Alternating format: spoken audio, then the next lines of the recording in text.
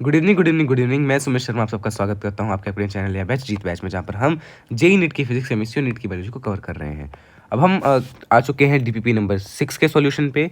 Actually इस chapter में total 10 DPPs आपको दे रखी थी और मुझे लगा कि मैंने 9 ही दी हुई हैं, तो that is the mistake which I did. 3 DPP, मैंने 2 अलग अलग डीपीपीज को 3 ही नाम दे दिया था। ओके, तो हम डीपीपी 6 के सॉल्यूशन की तरफ बढ़ते हैं। आपको लगभग आधा घंटा लगना चाहिए इसको करने में, वो तो मैंने ज़्यादा लिख दिया, वैसे तो 15 मिनट 10 मिनट में हो जाएगी। देखो अभी हम आपके सामने ही करेंगे, ठीक है ना। अब देखना विच of the following is correct about cleistogamous flowers. शुरू करते हैं डीपीपी को। Correct about cleistogamous. क्लिस्टोगेमस क्या होते हैं पहले तो मैं आपको बता देता हूँ।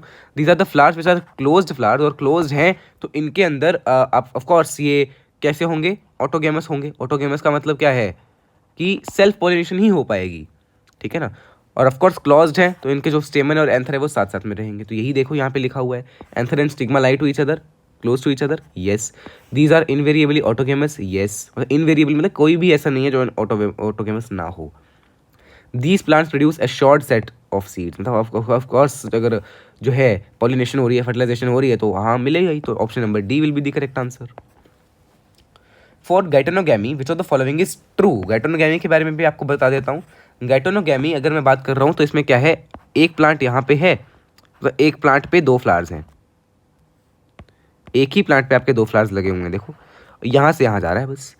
तो इसमें जेनेटिकली जो प्लांट है वो सेम है, जेनेटिकली जो न्यू आइडेंटिकल जो आपकी ऑफस्प्रिंग आएगा वो सेम होगी। बट अगर मैं बात कर रहा हूँ फंक्शनली तो that is not same, right. अब देखो pollen grain is transferred from anther, anthem नहीं एंथर है ये ऑप्शन में, of stigma of another flower of different plant. Different plant तो नहीं है, दिस इज रॉन्ग, तो ऑल ऑफ दीज भी हट गया। Offspring is genetically similar to parent, yes. Pollination is known as true cross pollination, नहीं true तो नहीं है, इसको आप क्रॉस पॉलिनेशन तो कहोगे बट ट्रू नहीं कहोगे। ट्रू कौन सी है आपके पास, xenogamy. So option number B will be the correct answer. Next, एक मिनट, ये रहा आपका ऑप्शन नंबर, इसको यार अच्छे से कर देते हैं थोड़ा गोला, B. Okay, next is which of the following is true about geitonogamy. अब ऑफ कोर्स जीनोगैमी में आपको समझाऊंगा ही। जीनोगैमी में क्या है, जीनोगैमी में आपके पास जो है एक ये है एक ये है, यहाँ से यहाँ जा रहा है, मतलब प्लांट भी अलग है फ्लावर भी अलग है। ऑफ कोर्स ये है आपके पास true cross pollination, true cross pollination कह सकते हो आप इसको। और इसमें जेनेटिकली जो फ्लावर है वो डिफरेंट है। कौन सा, ऑफस्प्रिंग, जो भी ऑफस्प्रिंग बनेगा ना प्लांट,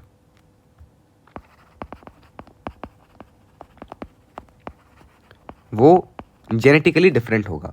तो offspring it is an agent of pollination use by many. अच्छा ये एजेंट है क्या, नहीं एजेंट तो नहीं है ये, तो ये और ये तो दोनों गलत हो गए। Offspring is genetically same, yes. ओए सॉरी ये भी गलत है, because offspring is not genetically same, अभी तो बताया डिफरेंट प्लांट है तो ऑफस्प्रिंग भी डिफरेंट होगा ना, genetically different plant as offspring. Pollen grain transfers take place from the anther है ये, it is not answer, it is anther of stigma, anther to stigma of same plant and same flower. ये भी गलत है यार, इसमें तो सारे गलत निकल रहे हैं। एक बार फिर से पढ़ लेते हैं हम ऑप्शंस को कहीं। It is an agent of pollination by many plants, नहीं ये तो बिल्कुल ही गलत है यार, ट्रू ही पूछा है ना आपसे।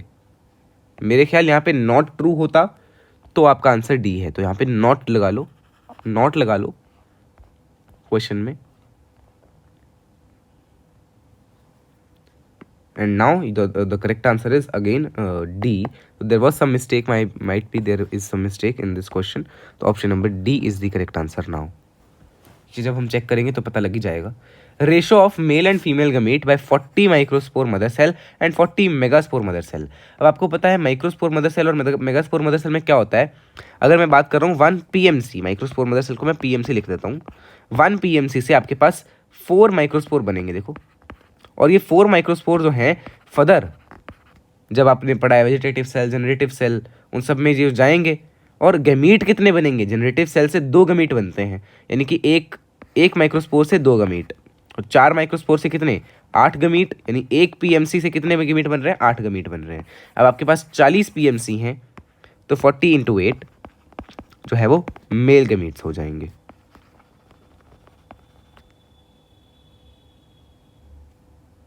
ठीक है, 40 microspore mother cells and 40 megaspore mother cells in an anther and a multicarpellary gynoecium with 2 carpels respectively. अब अगर 2 कार्पल हैं, दोनों में 40-40 मेगास्पोर हैं। अब इस क्वेश्चन को ध्यान से देखना, ये बहुत अच्छा क्वेश्चन बन गया है। ठीक है, क्या कहा, एक एंथर में जो है इतने मदर ऑफ, हाँ, तो ये 40 माइक्रोस्पोर मदर सेल्स जो हैं वो किसके अंदर होंगे, एक माइक्रोस्पोरेंजियम के अंदर। अब एक एंथर में कितने माइक्रोस्पोरेंजियम होंगे, 4, तो इसको 4 से मल्टीप्लाई करोगे तो आपको मेल गमीट मिलेगा। ठीक है ना। एंड अगर मैं बात कर रहा हूँ 40 megaspore mother cells in an anther, multi carpellary gynoecium, जिसमें 2 कार्पल हैं। 2 कार्पल मतलब पहले अब इसको तो आपको पता होना चाहिए ना कि 1 मेगास्पोर है तो उससे 4 मेगास्पोर बनेंगे। ओए नहीं, 1 मेगास्पोर मदर सेल है तो उससे 4 मेगास्पोर बनेंगे, पर 3 हट जाएंगे, एक ही आगे जाएगा, और उससे एक ही ओवम बनता है ना। तो इसमें एक ही ओवम बनेगा, दैट मीन्स मतलब 40 मेगास्पोर होने का मतलब 40 ही ओवम है, यानी 40 ही फीमेल गमीट है। बट आपको दिया हुआ है कि 2 कार्पल है, तो 2 कार्पल मतलब इसको 2 से मल्टीप्लाई कर लो, और इनका रेशो निकालना है मेल एंड फीमेल, मतलब मेल टू फीमेल निकालना है, अपॉन कर देना, इसको डिवाइड कर देना। इफ आई डिवाइड इट तो आपको ये और ये तो कैंसिल होता मिल रहा है, 2 2 ज़ा 4, 4 2 ज़ा 8 1 8 16, 16:1 देखो कहाँ पे है, कहीं भी नहीं है ये तो।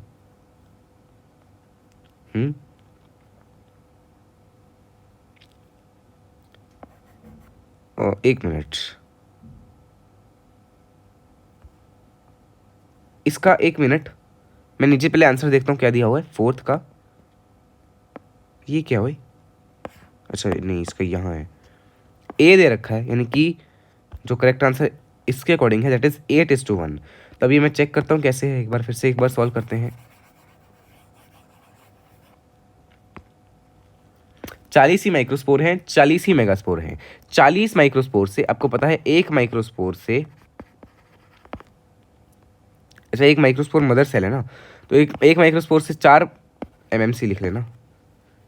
एक माइक्रोस्पोर मदर सेल से आपको 4 माइक्रोस्पोर मिलते थे, और उन एक माइक्रोस्पोर में आपको 2 मेल गमीट मिलेंगे। तो यहाँ पे कितने मेल गमीट होंगे, कितने मेल गमीट, 4 × 2, बिकॉज 4 मिलेंगे और 4 में हर एक में 2 2 होंगे, तो 8 आपको मिल रहे हैं। अगर आप एक का रेशो निकाल लोगे ना तो भी आपका आंसर आ जाएगा। 40 मेगास्पोर मदर सेल हैं एंथर मल्टी कार्पलरी में, तो 40 मेगास्पोर मदर सेल का मतलब आपको पता है 1 MMC जो है वो एक ही एग सेल देगी। ठीक है, और यहाँ पे 2 कार्पल हैं, तो this will be multiplied by 2, that means 2। अब इसको अगर आप 40 से मल्टीप्लाई कर दो, आपको दोनों को 40 से मल्टीप्लाई करना ना, बिकॉज दोनों 40 है, तो ये तो हट जाएगा, कैंसिल हो जाएगा, राइट। आपका आंसर क्या आ गया, 8/2, यानी 4:1 रेशो आ रही है ना कि 8:1। तो इसका करेक्ट आंसर अगर होगा भी तो 4:1 होगा। ठीक है, और वो भी तब जब हम 4 में अलग अलग उसमें ना देखें, माइक्रोस्पोरेंजियम में। अगर 4 अलग अलग माइक्रोस्पोरेंजियम में इतने हैं तो इसको 4 से मल्टीप्लाई करेंगे, यानी कि 16:1 हो जाएगा फिर। ठीक है, ओके। तो ये क्वेश्चन में मिस्टेक है, तो ये इसको क्वेश्चन रद्द कर देते हैं हम। मतलब आई होप सो आपको जो तो मैंने समझाया वो तो समझ आ गया होगा ना। अगर ऐसा क्वेश्चन कोई आए तो फिर आप कर तो लेंगे ना, तो इसको हम लिख देते हैं। ऐसे ही मैंने क्वेश्चन बनाया, बड़ी मेहनत से था जब बनाया था, पता नहीं तब मैंने आंसर कैसे ही लिख दिया, ठठरी के बरे, रॉन्ग क्वेश्चन। अगर मान लो आंसर होता 16:1 तो करेक्ट होता था। ठीक है, next is when the anther is young, a group of compactly arranged dash cells dash occupies the dash called dash। अजी तो सबको पता, ये एनसीईआरटी की स्टेटमेंट है। पहले तो होमोजीनस मतलब हर एक सेल एक जैसा था, उनका नाम था आपके पास और वो कहाँ पे थे, पहले तो कॉल्ड है, सेकंड तो कॉल्ड है भाई, यहाँ पे सेकंड थर्ड में थोड़ी दिक्कत है। सेकंड तो कॉल्ड है, थर्ड अच्छा कॉल्ड स्पोरोजीनस टिश्यू बोलते थे उनको, स्पोरोजीनस सेल, ये देखो स्पोरोजीनस टिश्यू, और सेंटर पे तो जिसमें ऑफ कोर्स सेंटर में होना चाहिए, तो एंडोस्पर्म तो नहीं है, एंडोस्पर्म तो बड़ी बाद में बनेगा, कहाँ पर जाके बनेगा, फर्टिलाइजेशन के बाद। ठीक है, तो आपका करेक्ट आंसर होगा सी। नेक्स्ट, इनकरेक्ट स्टेटमेंट पूछी है, pollen consumption has been claimed to increase the performance of athletes and race horses, yes, rich in nutrients, yes, used as food, yes। तो आपका करेक्ट जो है, इनकरेक्ट जो है वो तो कोई भी नहीं है, तो नन ऑफ दीज। आपको बताना है इनकरेक्ट स्टेटमेंट कौन सी है। Papaver is a plant with apocarpous. Apocarpous मतलब फ्यूज या free, free of course. Apocarpous का क्या मतलब होता है, फ्री होता है। अगर मैं बात कर रहा हूँ फ्यूज्ड की, तो फ्यूज आपका, फ्यूज को हम क्या बोल देते हैं, सिन कार्पस बोलते हैं, ना कि एपोकार्पस। ओके, तो आपको ये चीज़ जो है क्लियर होनी चाहिए कि सिन, जहाँ पे आपको सिन दिख रहा है ना, सिन का मतलब होता है कि वो कैसा है, आपके पास सिन कार्पस का मतलब होता है कि वो फ्यूज्ड है। आपको कहा है पेपावर जो है, you are given papaver is apocarpous, michelia is syn apocarpous. अच्छा, तो इनमें से कोई एक ही सही होगा या एक, या दोनों गलत हैं। ठीक है, तो आपको पता होना चाहिए कि पेपावर में, आपकी एनसीईआरटी में भी दिया हुआ है, पेपावर इज सिन कार्पस, तो ए तो गलत है। जबकि जो मिशेलिया है वो एपोकार्पस ही है, तो आपका इनकरेक्ट जो है वो ए ऑप्शन है। Basal part of ovule, ovule का बेसल पार्ट कौन सा है, चलाजा वाला।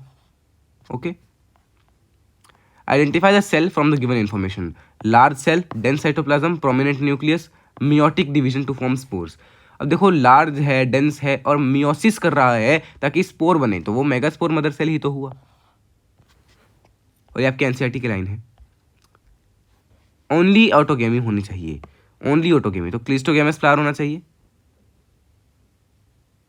अब देखो, होमोगेमी, होमोगेमी है तो सिर्फ ऑटोगेमी थोड़ी, ऑटो होमोगेमी मतलब दोनों मेल और फीमेल एक साथ डेवलप हो गए, है ना, मतलब टाइम नहीं है कुछ गैप उनके बीच में, एक साथ डेवलप हो गए। हाँ, तो ये भी कर सकता है सेल्फ पोलिनेशन, बट इसमें ये थोड़ी है कि उसी प्लांट उसी फ्लावर में जाएगा, क्या पता किसी और में चला जाए, तो गलत हो गया। बिकॉज आपसे पूछा अश्योर्स ओनली ऑटोगेमी है। आगे, क्लिस्टोगेमी अकम्पनीड बाय होमोगेमी, इसको भी देखते हैं। Pollination is achieved with in the same plant. अगर सेम प्लांट है तो आपके पास वो भी हो सकता है ना, गाइटोनोगेमी भी तो हो सकता है, तो ये तो गलत हो गया। क्लेस्टोगेमी प्रमोट्स इट, ये आप सही भी कह सकते हो, गलत भी, पर ये गलत है। क्यों, क्लेस्टोगेमी तो ठीक है कि क्लोज्ड फ्लावर है, अगर क्लोज्ड फ्लावर में पहले एंथर आ गया फिर स्टिग्मा आ गया, मतलब जब उसने रिलीज किए तब तक स्टिग्मा रिसेप्टिव ही नहीं था, यानी कि होमोगेमी ही नहीं है, तो आप क्या कर पाओगे, नहीं कर पाओगे। तो ऑप्शन नंबर बी जो है वो ज़्यादा अप्रोप्रिएट है। अब इसके आंसर की चेक कर लेते हैं। आंसर जो है डी बी, नीचे से देखते हैं पहले हम answer. D B D A C, check करो, D B D A C, D B D, ये तो गलत है, C, D C A B, D, इसका इन्होंने सी दे रखा है, ए बी। अब इसका सी कैसे दे रखा है, इनकरेक्ट पूछी है। पेपावर इज जो है सिनकार्पस होती है पेपावर, तो वो तो इनकरेक्ट हो गया, और मिशेलिया जो है वो एपोकार्पस होती है, वो तो करेक्ट हो गया। तो इसका आंसर सही है जो हमारा है, इसका आंसर ए ही है, ए ही है इसका आंसर, तो हम ए ही चेंज कर देते हैं यहाँ पे।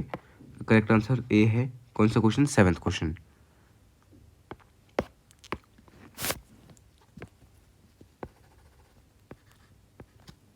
Okay, so this was DPP number 6, and let's meet in the next lecture with next DPP.